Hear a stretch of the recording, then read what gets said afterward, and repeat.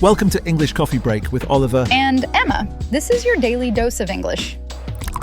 Hello, ladies and gentlemen. Welcome back to English Coffee Break. I am Oliver. And I am Emma. Welcome to a very special episode. Today, we are not just traveling to a different country, we are traveling through time. Indeed. Today's topic is complex, emotional, and universal. We are talking about nostalgia. Oh, I love that word. It feels fuzzy, like a warm sweater. But, Oliver, what is nostalgia exactly? Is it just remembering things? Not quite. It is deeper than memory. The word comes from Greek, nostos meaning return home, and algos meaning pain. So literally, it is the pain of wanting to return home. Wow. The pain of returning home. That sounds sad, but for me, nostalgia is usually happy. Like when I hear a song from high school, I smile. That is the modern definition. It is a sentimental longing for the past. Sentimental means emotional, relating to feelings rather than reason. Longing is a strong desire. But Emma, we have to be careful. Nostalgia can be a liar. A liar? How? We have an idiom for this, looking at the world through rose-tinted glasses. Explanation: when you wear rose-colored glasses, everything looks beautiful and pink. It means you only remember the good parts of the past and forget the bad parts. That is so true. Like, I feel nostalgic for my school days. I remember laughing with friends. I completely forget the stress of exams, the bad cafeteria food, and the awkward acne. Exactly. Your brain edits the movie of your life. Today we want to explore what triggers this feeling. Is it a smell, a song, an old object? We have invited 3 fascinating guests to share their stories. We have an Italian chef, a tech journalist, and a world traveler.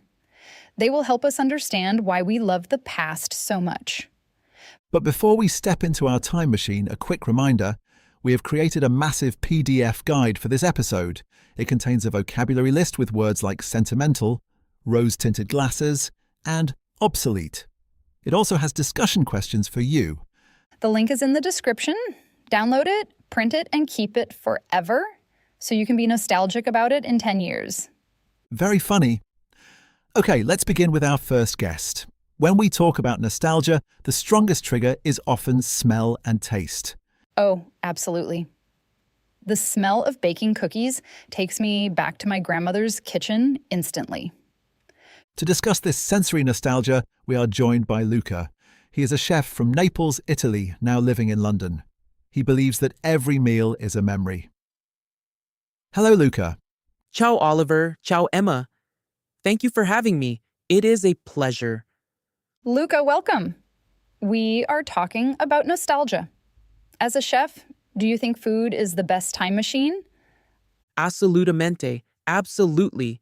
You see, music goes to your ears, movies go to your eyes, but food goes to your soul. I have a word for you: evocative. Evocative means bringing strong images, memories, or feelings to mind. Smell is the most evocative sense we have. Can you give us an example? Is there a dish that makes you emotional? Oh yes, it is a simple tomato sauce, sugo al pomodoro. When I was a little boy in Napoli, every Sunday morning, I woke up to a specific smell. My nonna, grandmother, started cooking the sauce at 6 a.m., the smell of garlic frying in olive oil. Sweet basil, simmering tomatoes. It traveled under my bedroom door and woke me up. That sounds heavenly. It was, but it's not just the smell, it is the feeling of safety. When I smell that sauce today in my restaurant in London, I am not 30 years old anymore. I am 7 years old. I am in my pajamas. I can hear the church bells ringing in Naples. I can feel the hot sun. Sometimes, honestly, I have to stop cooking for a minute because I have tears in my eyes. That is powerful. It's what we call comfort food. Food that provides consolation or a feeling of well-being, usually high in sugar or carbs, associated with childhood. Exactly, but for me, comfort food is not just about calories, it is about connection. You know, I try to cook fancy food for my customers, expensive steak, truffles. But when I am sad, when I am lonely, I don't want truffles. I crave my grandmother's pasta. Explanation: to crave means to have a powerful desire for something. I think we all have that dish. For me, it's grilled cheese sandwiches. It reminds me of rainy days when my mom picked me up from school. See? You are smiling just thinking about it. But there is a problem with nostalgia, my friends. It is never exactly the same. I have the recipe. I use the same tomatoes from Italy. I use the same olive oil, but something is missing. What is missing? The hand of my grandmother, and the feeling of being a child with no worries. We try to recreate the past, but we can only get close. We cannot touch it. It is bittersweet. Bittersweet describes a feeling that is happy and sad at the same time. That is profound, Luca. We chase the flavor, but we are really chasing the memory. See, but that is why I cook. Even if I cannot go back for one moment while I eat that pasta, I am home. Luca, thank you for sharing that beautiful story. You made us very hungry and very sentimental. Prego, come visit my restaurant. I will make you the sauce. Ciao. Wow. We try to recreate the past, but something is missing. That really struck me. Me too. It's fascinating how a smell works faster than a thought. You smell it and boom, you are there.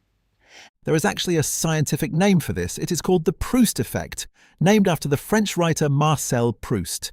He wrote pages and pages about a memory triggered by eating a Madeleine cake dipped in tea. So Luca is basically a modern Marcel Proust, but with pasta. Precisely. But Emma, nostalgia isn't just about things that smell good. Sometimes we are nostalgic for things that were, well, objectively terrible. Are you talking about technology? I am. I am talking about the days when we had to wait 10 minutes to download one song. The days of plastic gadgets. Oh, the 90s, my favorite era. Our next guest is going to take us back to the digital Stone Age. Let's welcome Sarah. Oh my goodness. Oliver, did you hear that sound? I certainly did. That is the sound of my teenage years. The dial-up internet. Dial-up is the old internet connection that used phone lines and made a screeching noise. It took 5 minutes to load one picture. And if your mom picked up the phone, the internet disconnected. It was a tragedy. But Oliver, today we are seeing a huge trend. People are buying vinyl records, film cameras, and even flip phones. Why? That is the question for our second guest, Sarah. She is a technology journalist who writes about why old school is becoming cool again. Hello, Sarah. Hi, guys. Thanks for having me. And wow, that modem sound gave me goosebumps. Sarah, we live in a world of iPhones and instant streaming. Why do we feel nostalgic for technology that was objectively worse?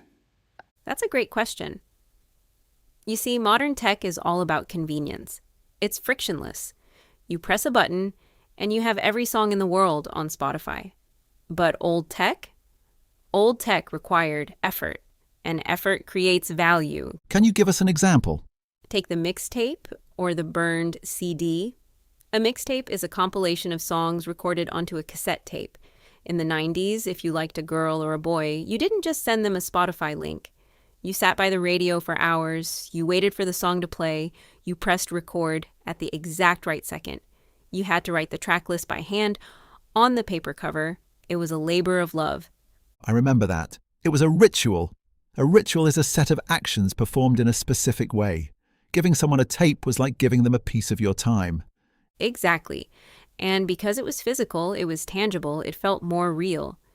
Tangible means something you can touch. Today, music is just data in the cloud. You can't hold an MP3 file, but you could hold a cassette. You could break it. You could fix it with a pencil. Oh, the pencil trick. When the tape got messy, you had to wind it back up with a pencil. I miss that. Another big one is the video rental store, like Blockbuster. Do you remember Friday nights? Yes, going to the store was an event. You walked up and down the aisles. You argued with your siblings about which movie to rent. Maybe the movie you wanted was sold out, so you had to pick something else. It was an experience. It was social. Now we scroll through Netflix for an hour alone, get overwhelmed, and watch nothing. That is a very profound point. We have gained instant gratification, but we have lost the anticipation. Instant gratification is getting what you want immediately. Anticipation is the excitement of waiting. Precisely. Nostalgia for old tech isn't about the quality. A 4K movie looks better than a VHS tape. But the VHS tape reminds us of a time when we were more present, when we weren't distracted by notifications every 5 seconds. We call these things obsolete. Obsolete means no longer produced or used, out of date. But emotionally, they are still very valuable.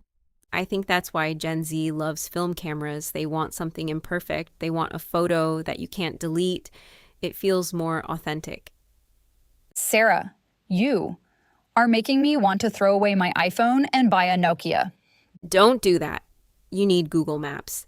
But maybe buy a record player for the weekend. It's good for the soul. Thank you, Sarah. That was a true blast from the past. An idiom meaning something that powerfully reminds you of the past. Thanks, guys. Rewind and be kind. You know, Emma, Sarah made a great point about Gen Z loving old cameras, but I've noticed something even stranger. I see teenagers today who are obsessed with the 1980s or the 1920s. Oh, totally. I see kids on TikTok dressing like they are in the Victorian era. But they weren't even born then. Exactly. There is a beautiful specific word for this feeling. It is called anemoia. Anemoia is nostalgia for a time you've never known. Anemoia. That sounds like a disease. It's not a disease, it's a feeling. It's when you look at an old black and white photo of Paris in the 1920s and your heart hurts because you want to be there, even though you have never been to Paris. I actually have this. I have severe anemoia for the American 1950s. The 1950s? Why? I imagine it like the movie Grease. I want to wear a poodle skirt. I want to drink a milkshake at a diner with a jukebox playing Elvis Presley. It seems so innocent and colorful. I feel like I miss it, even though I wasn't there. Ah, but Emma, that is the danger of romanticizing the past. To romanticize means to make something seem better or more appealing than it really was. You are missing the movie version of the 50s. You mean the reality was different? Well, you wouldn't have the internet. You wouldn't have rights. And the dentistry was terrible. We look at the past through those rose-tinted glasses. We see the aesthetic, but we ignore the reality. You are such a buzzkill, Oliver. Someone who ruins the fun. But do you have anemoia? I confess, I do. My weakness is London in the swinging 60s, the Beatles, the Rolling Stones, the Mini Coopers, the fashion. I sometimes feel I was born in the wrong decade. I want to wear a sharp suit and walk down Carnaby Street in 1965. But Oliver, think about the London smog and the bad food. I know, but in my imagination it is perfect. That is vicarious nostalgia. Vicarious means experienced in the imagination through the feelings or actions of another person. We experience it through movies and books. It's a form of escapism. The present is stressful, so we run away to a perfect past that never existed. Precisely. It's a safe place to hide. This concept is fascinating. In our PDF, we have a section called The Eras We Miss. It lists vocabulary for different decades, like roaring 20s, swinging 60s, groovy 70s. Download it to expand your cultural knowledge. So we talked about smells with Luca. We talked about objects with Sarah. But now we need to talk about places. This is the hardest one for me. Moving away from home and then coming back, it's always strange. Our final guest is Arthur. He is a retired travel writer who spent 40 years traveling the world. Last month, he finally went back to the small village where he grew up. Hello, Arthur. Hello, Oliver. Hello, Emma. It is good to be here. Arthur, there is a famous American phrase, "You can't go home again." What does that mean to you? Well, Oliver, it doesn't mean you can't physically travel there. I bought a ticket I took the train. I walked down the high street. But the home I was looking for? It wasn't there anymore. What had changed? Everything and nothing. The house where I was born is still there, but it's painted a different colour. Strangers live there now. I saw a child's bicycle in the garden, but it wasn't my bicycle. The big oak tree where I had my first kiss. Cut down. It's a parking lot now. The sweet shop where I bought candy. It's a mobile phone repair shop. That sounds heartbreaking. It was disorienting. Explanation, making you feel confused about where you are. I felt like a ghost in my own life. I recognized the streets, but the soul of the place was gone. Or maybe I was the one who had changed. That is a key point. We expect the place to stay frozen in time, waiting for us, like a museum. Exactly, but life goes on without us. That is a hard lesson. I walked to the park and I sat on a bench. I tried to reminisce. To reminisce means to indulge in enjoyable recollection of past events. I closed my eyes and tried to hear my mother calling me for dinner, but all I could hear was the traffic from the new highway. So, was it a mistake to go back? No, it was necessary. It helped me close the chapter. I realized that home is not a coordinate on a map. Home is a time. Home is the people. And if those people are gone, or if you have changed, the place is just bricks and mortar. Bricks and mortar. Just a building. Yes. I felt a great sense of melancholy. Explanation. A feeling of pensive sadness, typically with no obvious cause. But also gratitude. I had a happy childhood there. That memory is mine. Nobody can pave over that with a parking lot. Arthur, that is beautiful. It makes me want to call my parents right now. Do it. Don't wait for nostalgia. Create the memory now. Thank you, Arthur. That was deeply moving. Thank you. Safe travels, everyone.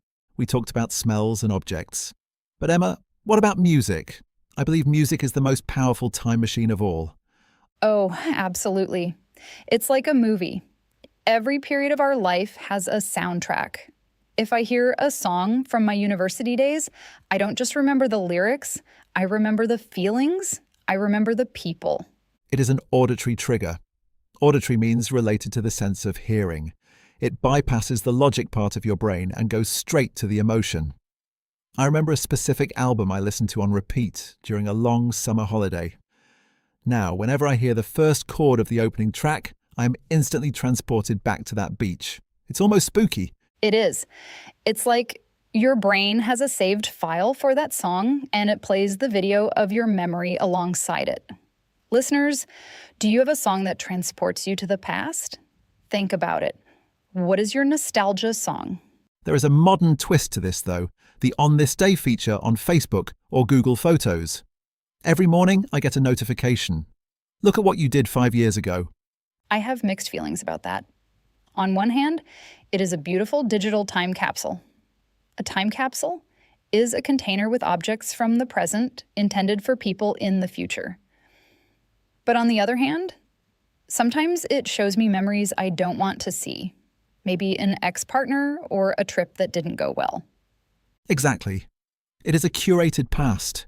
Curated means carefully chosen and organized. Social media shows us the highlights, but it hides the messy reality. So we see a photo of ourselves smiling and we think, oh, I was so happy then. But we forget that 5 minutes after that photo, we had a terrible argument or were really stressed. It creates a false sense of nostalgia. We compare our current messy reality with a perfect, filtered, digital past. That is dangerous for our mental health. So the lesson is, be careful with digital nostalgia. It is often a lie. Real nostalgia should be in your heart, not just in your cloud storage. Oliver, we established that nostalgia is a coping mechanism. It helps us feel safe. But can we use it to be happier now? Yes. There is a technique called the memory bank. A bank is where you store money. Here, you store positive memories. How does it work? Instead of just letting memories fade, you actively choose to store them.